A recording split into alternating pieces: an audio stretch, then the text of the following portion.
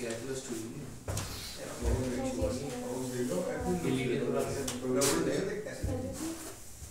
ये क्या है?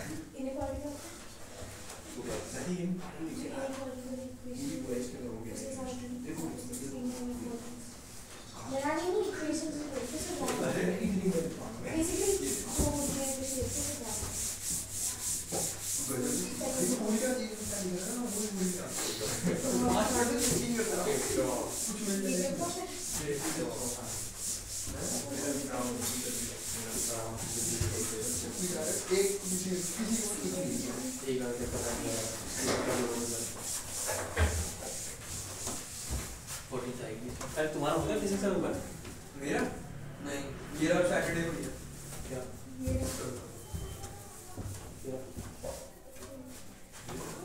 क्या था वो कौन सा 33 जल्दी देख लेते हैं। बाइनरी सिस्टम ही पढ़ रहे थे। देखो हम इसमें पढ़ रहे थे कि न्यूक्लियस का मास हो गया mn और क्या हो गया वो me हो गया इलेक्ट्रॉन का मास, और फिर ये इसके चक्कर मार रहा है, ये इसके चक्कर मार रहा है न्यूट्रॉन न्यूक्लियस के। लेकिन मान लो कि जब मैं बोला था कि इसका मास बहुत छोटा है तो ये अपनी जगह से ज्यादा हिलेगा नहीं। अगर ये वाला मास इलेक्ट्रॉन का मास इसके कंपेयर, इलेक्ट्रॉन मान लो कुछ भी मान लो, एक मास इसके, दोनों मास कंपेरेबल है, तो क्या होगा, ये दोनों एक दूसरे के चक्कर मारेंगे। तो किसके और चक्कर मारेंगे? हाँ, तो सेंटर मास निकाल लेता हमने। अच्छा, कहीं सेंटर मास होगा, इसके बीच में डिस्टेंस r मान लो, और ये r1 ले लिया था और ये r2, और इसका सेंटर मास निकाल दो जल्दी से। क्या हो जाएगा बोलो? r1 is equal to mn0, इसको ओरिजिन ले लो यार, mn into 0 plus me into r upon mn plus me। ठीक है, तो MER अपॉन, हाँ, और R2 क्या था? वैसे mn इंटू r हो जाएगा। अरे r में से r1 आ गया ना, r में से r1 माइनस कर दो r2 आ जाएगा। mn r upon mn plus me, ये आ गया, दोनों डिस्टेंस आ। ठीक है, अब आगे क्या लगाया था हमने? बोहर मॉडल का क्वांटाइजेशन। क्या क्या बोला था उसने कि एंगुलर मोमेंटम, क्या लिखो, क्या बोला था? एंगुलर मोमेंटम क्या होता है?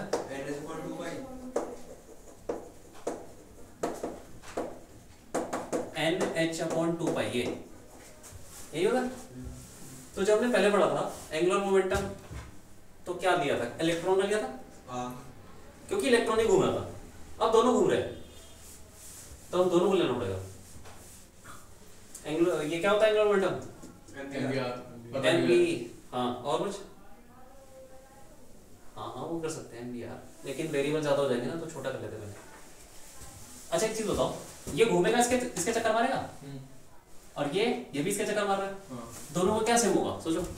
वो ओमेगा सेम। क्यों? मास सेम है।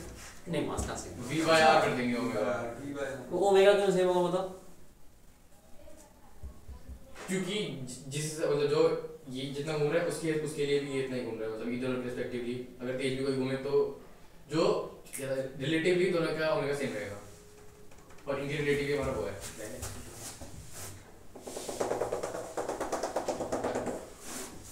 ये सब घूम रहा है, और ये वाला ऐसे घूम रहा है। ठीक, सेंटर ऑफ मास अपनी जगह से हिल सकता है? नहीं, अच्छा नहीं उसको रखने के लिए बस सेंटर ऑफ मास तो वहीं रहेगा, तो जितनी देर में चक्कर मार के वापस आएगा उतनी देर में ये भी चक्कर मार के वहीं वापस आ जाएगा, ताकि सेंटर ऑफ मास वही रहे। हाँ, ठीक। तो इसीलिए ओमेगा दोनों का सेम रहेगा, हम ओमेगा के टर्म्स में निकालेंगे। तो ओमेगा क्या होता है एंगुलर मोमेंटम बताओ तो?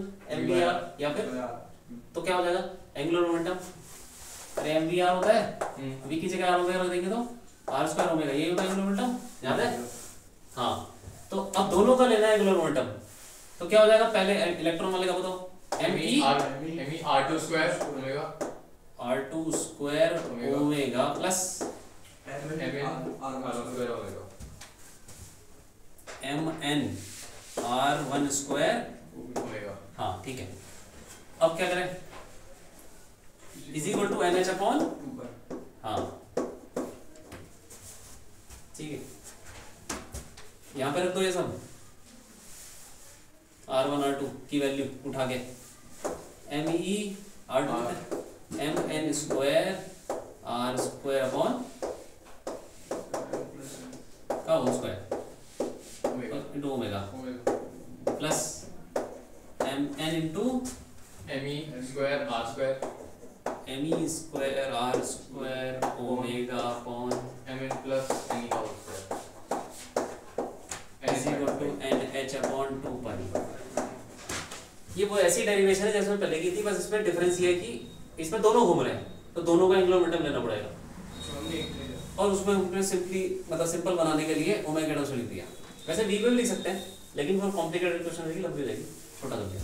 अब से कॉमन ले लो, क्या आ रहा है ओमेगा और भी आ रहा है ना MEMN by MN plus ME का होल स्क्वायर और ओमेगा R स्क्वायर भी है, तो ME MN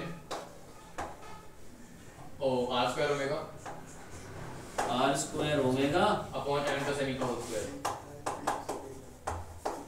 ब्रैकेट में MN प्लस ME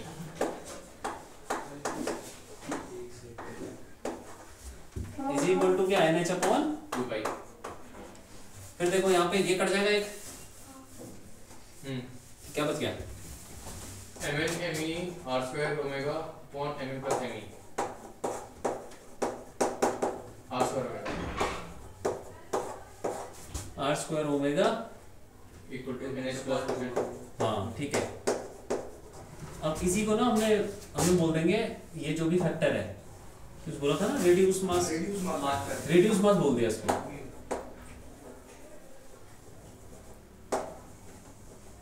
इसी को बोलते हैं रेड्यूस मास। पिछली बार हमने ME का मास लिया था। हाँ वो एक साथ ले लिया, वो फैक्टर ले लिया था, ये वो क्योंकि उसका डायमेंशन नहीं है इसीलिए फैक्टर ले लिया, इसका डायमेंशन क्या मास है इसीलिए रिड्यूस मास है, बस याद रखो रिड्यूस मास। तो इसको एक छोटा सा नाम दे देंगे mu R square omega NH upon 2 पर। एक इक्वेशन आ गई क्वांटाइजेशन वाली, ठीक है। दूसरे पे आ जाओ, फोर्स लग रहा था दोनों के बीच में, फोर्स कैसा लग रहा था K Z इसका Z ले लो, न्यूक्लियस का इसका E ले लो, K Z E square upon R square is equal to क्या, ये क्या होगा इलेक्ट्रॉन का ले लेते हैं M MV square by R, या फिर ओमेगा के नाम से लिखा था MR omega square, MR omega square, तो ME R2 ओमेगा स्क्वायर, ठीक है ठीक है। न्यूट्रॉन के लिख सकते हो जिस मर्जी का लिख लो, ME R2 ओमेगा स्क्वायर। अब यहाँ पे इसकी वैल्यू डालो, हैं नहीं ओमेगा नहीं, पहले R2 डालो, क्या हो जाएगा KZ E square upon R square ME MN R omega square upon MN plus ME, ठीक है। फिर अब ये ME MN ये तो वो बन गया रेड्यूस मास, तो ये क्या हो जाएगा म्यू R ओमेगा स्क्वायर। तो देखो MR ओमेगा स्क्वायर क्या आ गया म्यू R, मतलब इलेक्ट्रॉन के मास की जगह क्या आ गया सिंपली रिड्यूस मास। बस। अब क्या करें, एक इक्वेशन ये आ गई, दूसरी ये क्या करें उसमें ओमेगा हटाने, इसको स्क्वायर कर दो, स्क्वायर कर दे तो n square h square upon 4 pi square is equal to क्या mu square R square omega square. R की वैल्यू 4 है, अब डिवाइड कर दो, R की वैल्यू 4 है, R के पावर, हाँ डिवाइड कर दो उनको, देखो ओमेगा स्क्वायर कट जाएगा, इसको इससे क्यों सही करो, ऐसे डिवाइड करो, इसको दोबारा लिख लेते हैं KZ E square by R square और डिवाइड करो नीचे यार म्यू R ओमेगा स्क्वायर, ये ठीक है, ओमेगा स्क्वायर कट गया। फिर और क्या हुआ,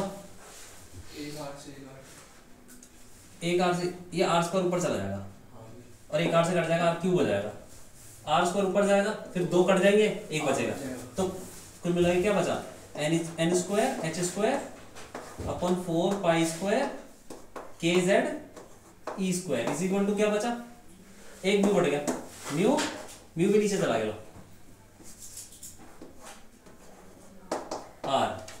आर कुल मिला के ये आया है। अब तुम ये देखो कि पिछली डेरिवेशन में रेडियस क्या था, रेडियस क्या था, रेडियस mn plus me का होल क्यूब अपॉन mn। नहीं वो नहीं, वो तो काट देना तुम, उसको छोड़ो। रेडियस अब या n square h square upon 4 pi square k z e square और साथ में एम ई था ना, एम ई था कि नहीं था, m हाँ ठीक है। तो यहाँ बस यहाँ पे चेंज क्या हुआ, एम ई की जगह पे रिड्यूस मास आ गया, तो जहाँ पे एम ई आ रहा है वहाँ रिड्यूस मास डाल दो, बस खत्म, फॉर्मूला चेंज। अब इसको कैसे चेंज करेंगे, एम ई से मल्टीप्लाई करो और एम ई से डिवाइड करो, तो इसको ऐसे लिख सकते हैं आर इज इक्वल टू, ये चीज देखो, ये चीज, ये वाली चीज क्या है, इसको म्यू को इधर लग दो यार,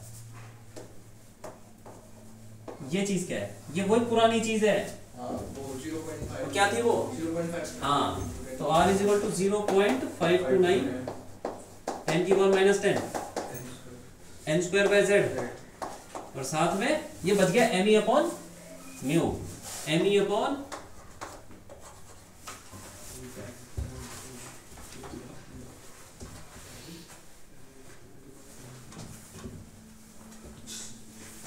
ये आ गया हमारा रेडियस, रेडियस क्या, उनके बीच में डिस्टेंस r। अब तुम बता दो कि ये लिख लो,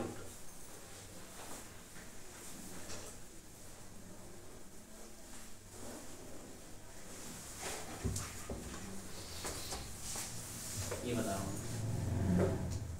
रिड्यूस मास वाला,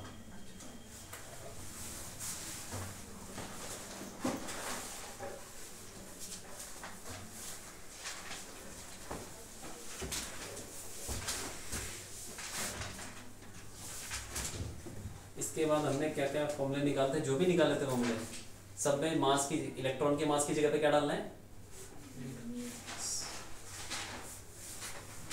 तो ठीक है। ये सब डेरिवेशन क्या है ना, ये काम कब आएंगी, जब तुम्हें दिया होगा कि न्यूक्लियस का मास इतना है, कितना मान लो 100 एम,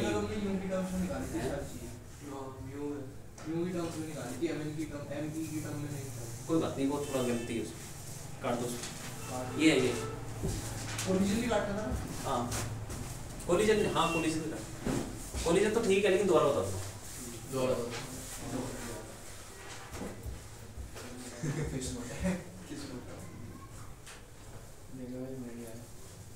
अब एक लाइन लिख लो कि in place of mass of electron,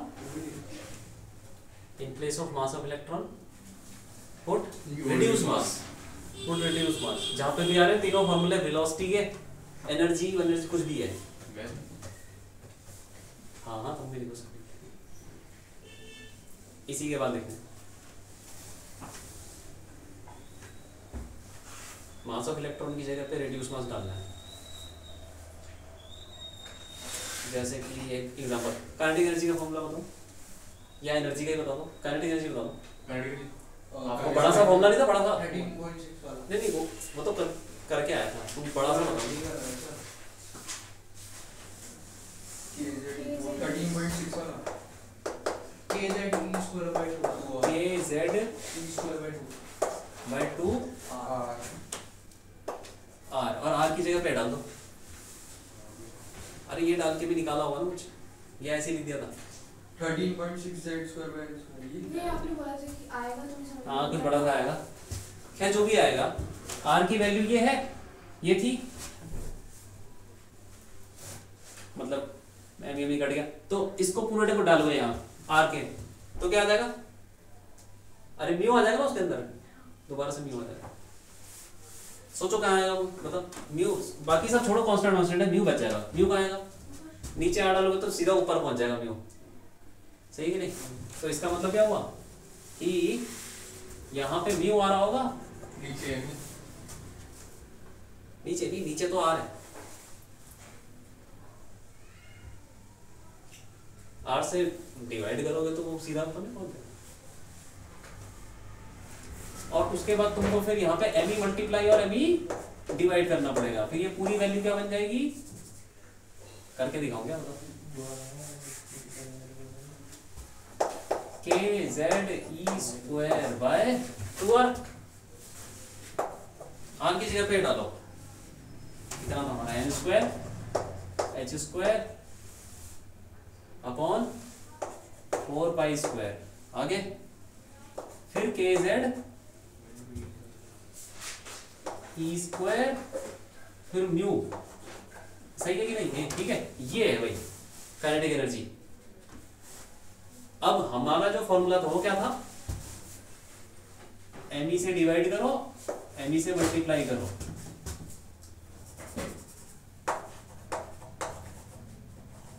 ठीक है, हमारा ये था 13.6 ED,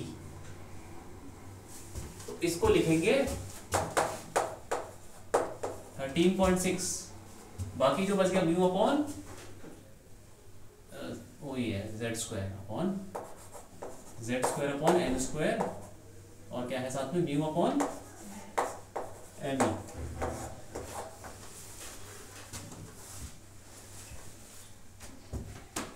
तुमको याद करने की जरूरत नहीं है, तुमको बस याद रखना है कि डिराइव कैसे करना है, क्या क्या क्या क्या अभी ये me by u, मतलब me को आपने रिड्यूस मास लेने को बोला, नहीं ये ना ऊपर से फोर्थ, ये यही वाला जिसका आपने हाथ रखा था, हाँ ये इसको इससे डिवाइड कर दिए, ये वाला और ये वाला डिवाइड किया, इसको स्क्वायर कर दिया, इसको स्क्वायर कर दिया, हाँ। ये आ गया, और फिर उसी के डिवाइड कर दिया इससे,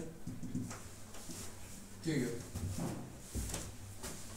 अरे देखो ना रेडियस क्या आ रहा था, ये समथिंग जो भी एन स्क्वायर 4 पाई स्क्वायर के जेड स्क्वायर म्यू था ना, म्यू, लेकिन हमने जो शुरू में फॉर्मूला निकाला था उसमें 0.529 किसकी वैल्यू आ रही थी, वो जब एम ई था तो हमने एम ई डाला नीचे भी और ऊपर भी, अब ये एम ई के साथ तो देगा वो 0.529 ये सब, लेकिन बच क्या गया एम ई अपॉन म्यू, वो आ जाएगा साथ।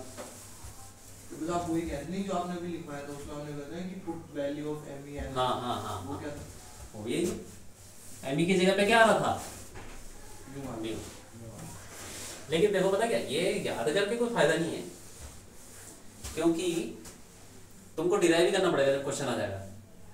इसमें दिया हुआ मास इसका मान लो कि 50 AMU, और जो घूम रहा है इसके अराउंड वो 10 AMU, कंपेरेबल हो गया ना,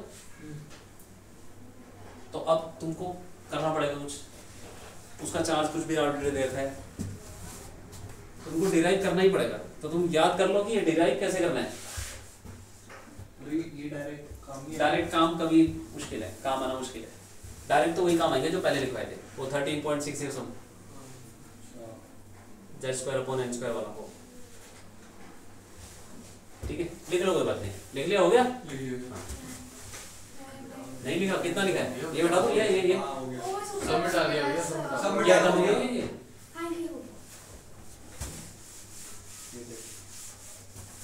डायग्राम भी हटा दूं,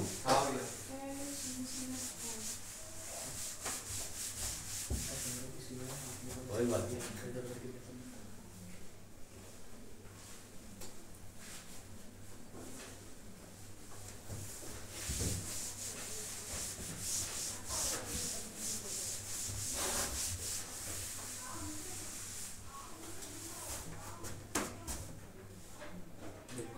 तुम थोड़ा कोलिजन के बारे में बता दो, कोलिजन के बारे में तो सही था, दोबारा बता दो जल्दी से।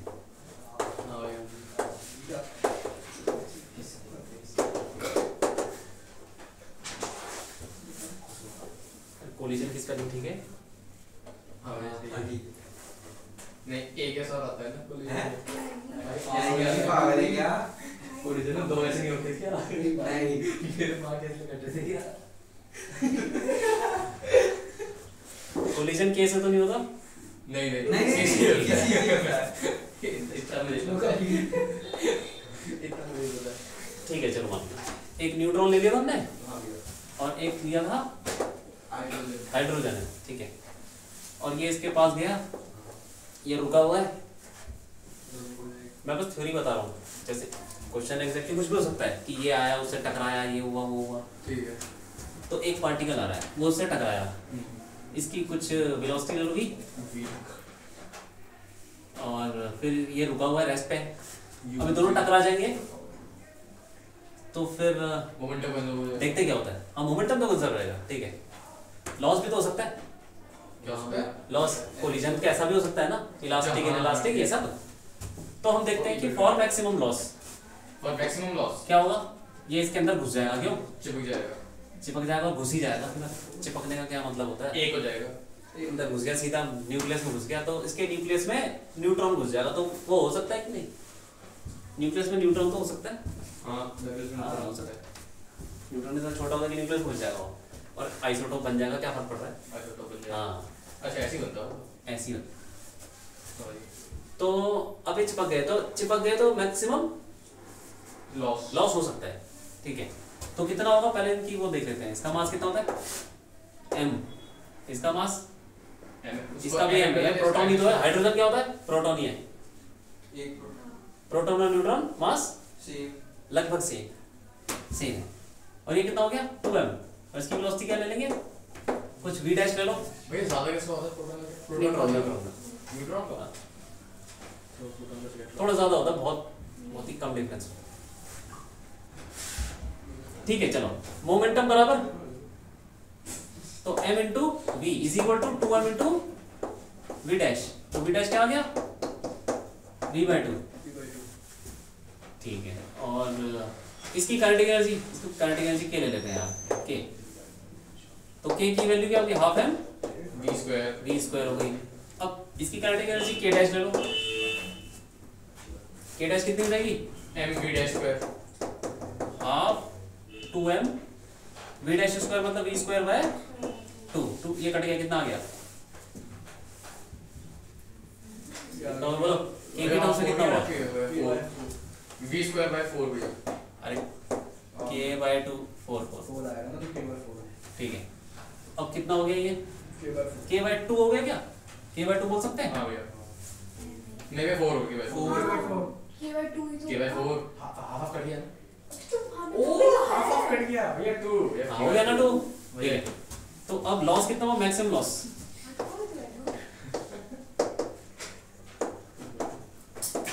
ये हम क्यों कर रहे हैं मैक्सिमम लॉस देख रहे हैं, हम ऐसा भी हो सकता है कि इससे कम लॉस हो, लेकिन मैक्सिमम कितना हो सकता है कितना इतना, तो मैक्सिमम लॉस क्या हो जाएगा k by 2 k minus k dash, तो ठीक है k by 2 is the maximum loss, ठीक इतना हो सकता है। तो देखते हैं अब, जैसे कि ये जो लॉस है ये कहाँ जाएगा, हीट तो हीट बीट नहीं होती, एटॉमिक कोलिजन में हीट ही कहाँ निकल गई, अंदर ही ले लेगा, अंदर ही लेगा वो, अंदर से इलेक्ट्रॉन को ये जो हाइड्रोजन है ये एनर्जी ले लेगा, जो लॉस है वो कहाँ जाएगा इलेक्ट्रॉन में चला जाएगा, वो ऊपर भाग जाएगा, हाँ ठीक है।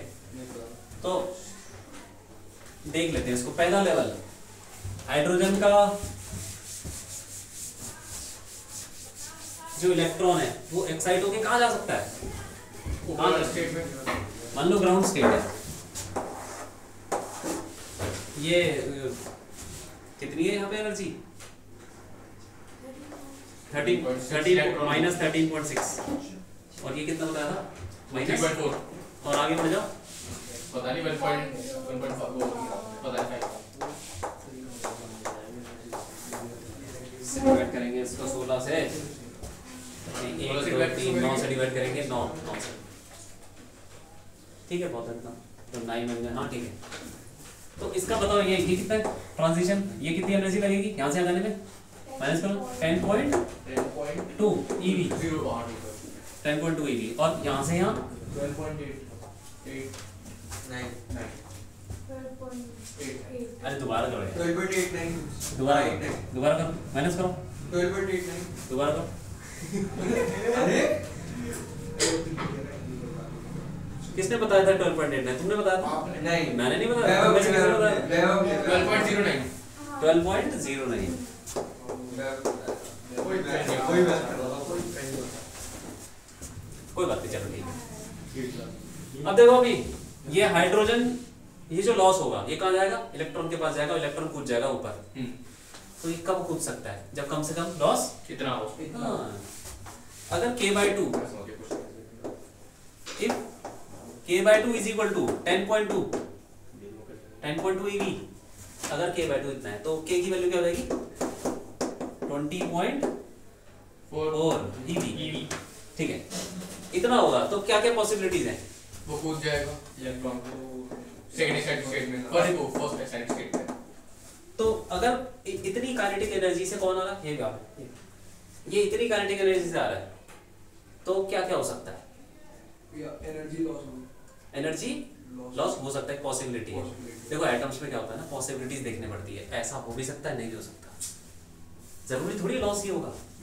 तो क्या क्या हो सकता है, कोलिजन, इलास्टिक हो सकते हैं, इलास्टिक हो सकता है, या तो कैसा इलास्टिक, परफेक्टली थोड़ा बहुत हो सकता है कि थोड़ा लॉस हो जाए और थोड़ा ना हो, ऐसा हो सकता है।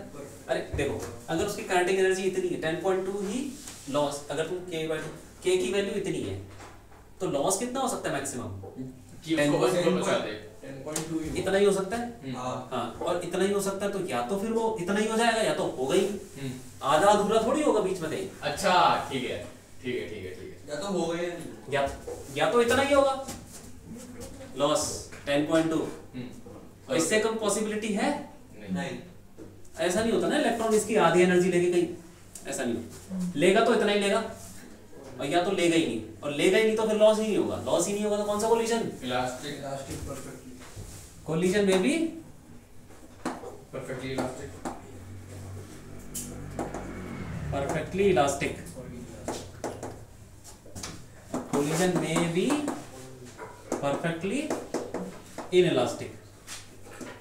और ऐसा हो भी सकता है कि लॉस हो जाए तो सारा का सारा लॉस हो जाए, 10.2 ही हो जाए, k/2 अगर 10.2 तुमने ले लिया तो हो सकता है इतना ही लॉस हो जाए, इतना लॉस हो गया वो पहला सीढ़ी चढ़ जाएगा, और ऐसा भी हो सकता है कि लॉस हो ही ना, तो बीच की कोई गारंटी नहीं है, मतलब यही दो हो सकते हैं, ठीक है कि हाँ हाँ ठीक है, तो ऐसे डाल दो यार, ठीक है। अब अगर आ जाओ इफ k/2 क्या लेना है, आगे बढ़ जाओ 12.09, अच्छा अगर इससे छोटा हो तो बताओ k/2, अगर k/2 10.2 से छोटा है, अब बताओ क्या होगा, तो परफेक्टली इलास्टिक हर बार परफेक्टली इनइलास्टिक पॉसिबल नहीं होगा, इलास्टिक ही होगा हर बार, छोटा है ना लॉस तो कम, k/2 मान लो 8 है, अब बताओ क्या होगा, तो ये हमेशा इलास्टिक ही होगा, हमेशा इलास्टिक होगा, क्योंकि यार उतना तो, यार जितना लॉस होना चाहिए था उतना तो हो ही नहीं रहा है, हो ही नहीं सकता, इसका मतलब फिर होगा ही नहीं होगा, इलास्टिक क्या होता है जिसके अंदर जिसमें कोई लॉस नहीं होता, लॉस नहीं होता, अच्छा तू 11th में था, इधर देखो तुम बोल रहे हो ना, तुमने ले लिया 8, हाँ तो 8 का लॉस हो गया इलेक्ट्रॉन, 8 का, अगर तुम 8 का लॉस लेते हो, k/2 तुमने 8 ले लिया, मतलब k की काइनेटिक एनर्जी कितनी लेगी 16, अगर ये 16 से आ रहा है तो कोई लॉस हो सकता है, ये 16 से आ रहा तो लॉस कितना होगा, तुम बोल रहे हो कि कितना हो गया वो 8, तो 8 लेके कहीं जा सकता हो, तो जाएगा ही नहीं, तो फिर लॉस होगा ही नहीं। इलेक्ट्रॉन जब कूदेगा लॉस तभी होगा, और नहीं कूदेगा तो नहीं होगा, तो लॉस कब होगा समझ जाओ, लॉस कब होगा जब इलेक्ट्रॉन कूदेगा, जब इलेक्ट्रॉन के कूदने की कोई संभावना ही नहीं है तो लॉस हाँ, तो जब वो 8 से आ रहा है, ये 8 है, और कम से कम तो 10.2 होना चाहिए कि नहीं, 8 से आ रहा तो वो लॉस हो ही नहीं सकता, लॉस नहीं हो सकता, तो कौन सा कोलिजन, इलास्टिक, हाँ, तो कम से कम तो इतना होना चाहिए, k/2 की वैल्यू ये होनी चाहिए, काइनेटिक एनर्जी उसकी 20.4 होनी चाहिए, तब जाके वो कूदेगा इलेक्ट्रॉन, तो लॉस होगा, इससे कम है तो कुछ नहीं हो सकता, कोलिजन विल बी परफेक्टली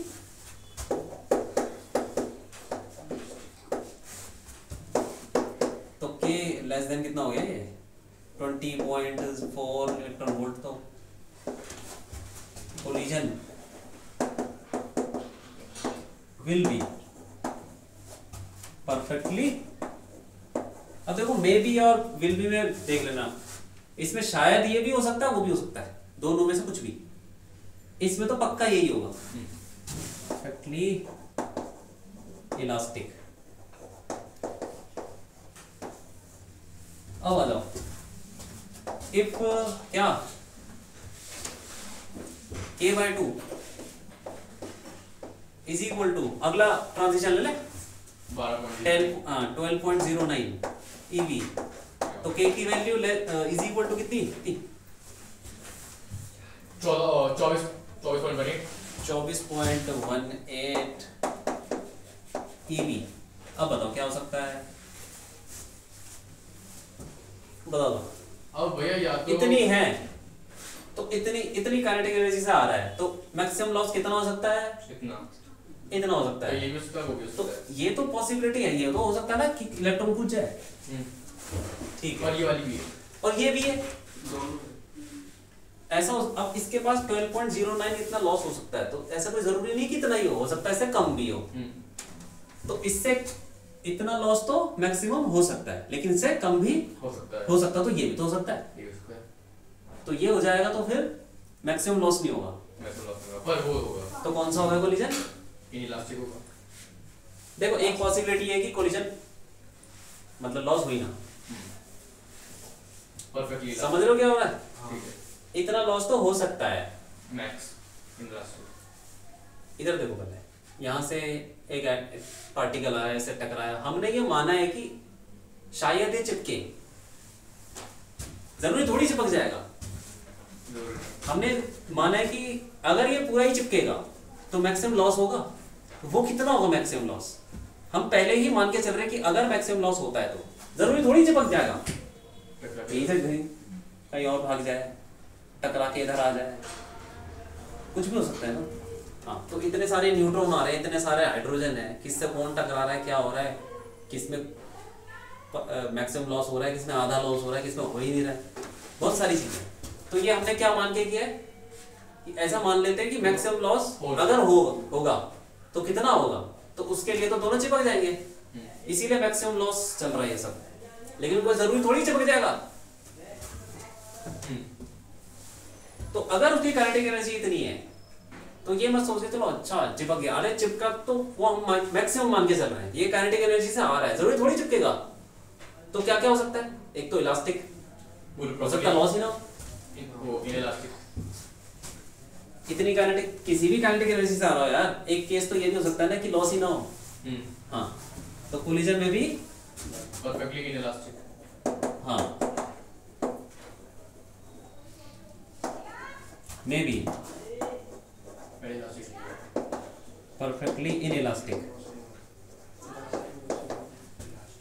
और क्या हो सकता है? और बोलो इलास्टिक हो कोई भी। देखो इतनी काइनेटिक एनर्जी क्या नहीं है, इतना मैक्सिमम लॉस हो सकता है, और ऐसा भी हो सकता है कि इतना ही लॉस हो जाए, हो सकता है कि नहीं। अरे इनइलास्टिक उसका ही तो हो गया हमारा सारे टोटल लॉस वाला। अरे ठीक है, समझ में आया क्या हो रहा है? इतना लॉस हो सकता है ना। और क्या इसमें इतना लॉस हो सकता है? हाँ, उसमें इलेक्ट्रॉन कूद जाएगा हाँ, और सारा का सारा इतना खींच लेगा। हाँ, इलेक्ट्रॉन इतनी एनर्जी लेके कूद जाएगा, तो इतना लॉस तो ले सकता है। लॉस का मतलब समझ जाओ कि इलेक्ट्रॉन का कूदना, इलेक्ट्रॉन कूद सकता है इतनी एनर्जी में। हाँ, इसका मतलब ये सारा का सारा लॉस हो सकता है। तो कौन सा कोलिजन हो जाएगा? ये इनइलास्टिक। बस, अरे ये तो इलास्टिक है, पहला इलास्टिक हो गया। ऐसे कर दो, इनइलास्टिक कर लिया। अच्छा, कोलिजन में भी परफेक्टली इलास्टिक। इनइलास्टिक भी हो सकता है, इलास्टिक भी हो सकता है। और बोलो पार्शियली वो इलास्टिक। इतना इलेक्ट्रॉन कूद सकता है, लेकिन ऐसा भी तो हो सकता है कि इसमें से 10 ले ले और यहाँ कूद जाए, और बाकी की जो 2 बची है वो काइनेटिक में जाए, कहीं और चले यहाँ भी जाए। काइनेटिक में। हाँ, तब कौन सा लॉस होगा? तब कौन सा कोलिजन होगा? इनइलास्टिक। Partially inelastic. इतना लॉस मैक्सिमम हो सकता है, लेकिन इलेक्ट्रॉन इतना नहीं कूदा। कितना कूदा? थोड़ा कम कूदा, छोटा वाला 10.2 वाला। अगर ये वाला कूद जाएगा तो परफेक्टली इलास्टिक हो जाएगा। ठीक है, तो कोलिजन में बी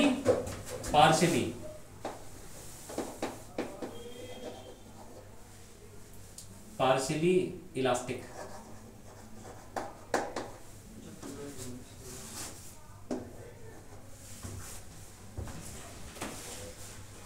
अब अगर मान लो कि ये जो है k/2 ये इससे छोटा है, छोटा मान लो, छोटा क्या माने, अब छोटा तो कितना भी हो सकता है,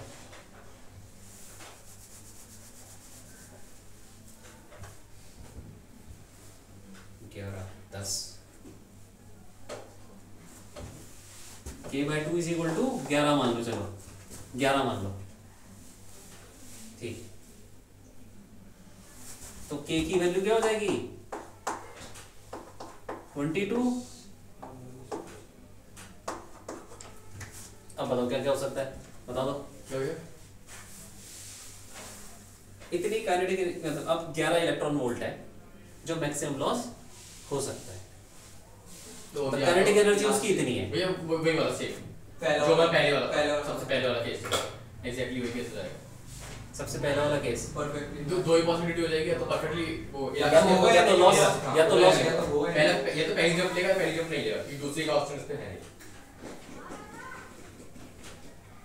नहीं। नहीं सुनो, ऐसा हो सकता है ना, इतनी काइनेटिक एनर्जी से हो सकता है लॉस हो ही ना, और ऐसा हो सकता है कि पूरा का पूरा लॉस हो जाए। ये कैसे हो सकता है, हो सकता है नहीं, सारा का सारा लॉस हो जाए, मतलब सारे के सारे इलेक्ट्रॉन कूद जाए, इतनी कम एनर्जी देगी, बताओ दिमाग लो। अच्छा हाँ पार्शियली हो सकता है। अरे दादा देखो, इतना मैक्सिमम लॉस हो सकता है, हो सकता है। अरे मतलब इसने ये लिख बोल दिया कि काइनेटिक एनर्जी 22 है, तो उसके हिसाब से तो हमारा k/2 की वैल्यू क्या है, लॉस होता है, तो क्या इतना लॉस हो सकता है? नहीं 11 का ही लॉस हो रहा है, नहीं लॉस या तो हो सकता है इतना या तो उतना, या तो उतना, 11 तो हो ही नहीं सकता ना, 11 से कम ही होगा, तो 11 अगर है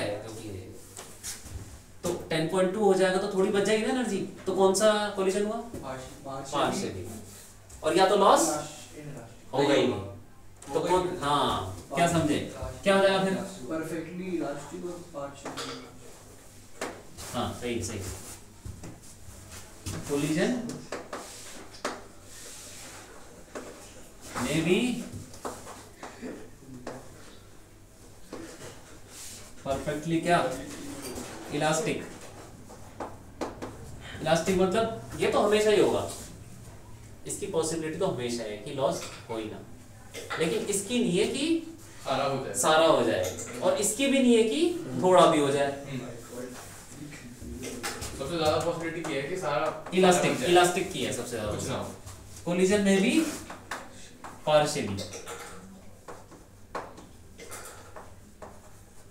पार्शियली इलास्टिक, देख लो यार, ये शायद कोर्स में है नहीं, लेकिन समझ गया ना काम आ जाएगा। छोटे वाले क्वेश्चन होते हैं, छोटे मोटे क्वेश्चन होते हैं कि टाइम ज़्यादा चल जाता है, कोई भरोसा नहीं है, एडवांस के कर लो।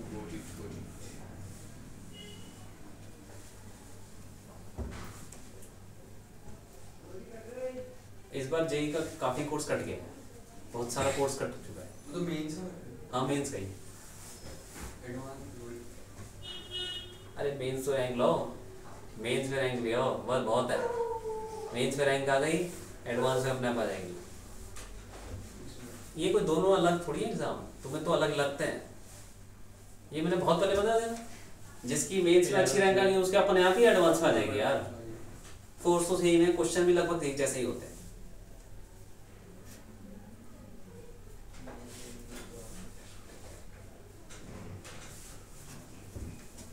ज्यादा इंपॉर्टेंट कौन सा एग्जाम है बताओ, क्यों?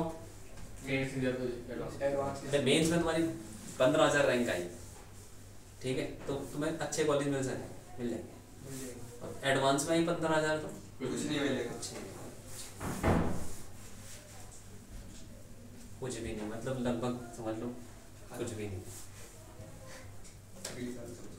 15,000 में तुमको CS मिल जाएगी किसी गवर्नमेंट कॉलेज में दिल्ली में मिल जाएगी, अच्छे कॉलेज में। लेकिन वहाँ पे तुमको तो सिविल भी नहीं मिलने वाली, IIT में सिविल भी नहीं मिलेगी 15,000 में। सिविल में भी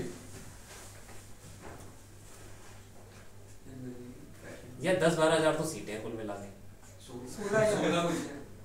16,000 है, कोई बात नहीं, लेता कोई नहीं है, वो आखिरी वाली सीटें खाली छोड़ जाती हैं।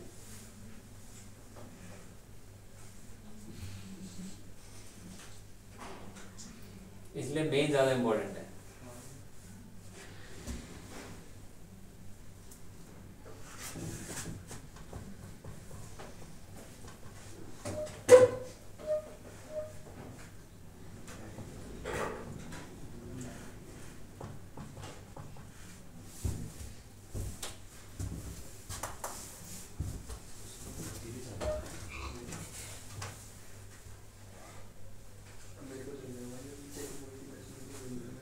ठीक है, ये लिख लेना इसको। लिख लिया, हो गया।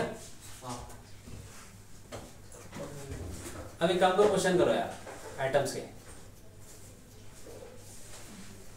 तो असाइनमेंट का 5 क्वेश्चन कौन सा असाइनमेंट? उसी का आइटम का पूछेंगे आपसे। हाँ हाँ वो अगर क्लास को बताएंगे हाँ। वो अच्छा अब वो ट्राई करो, ये समझ गया ना? हाँ, हाँ। अब करना ट्राई, हो जाएगा।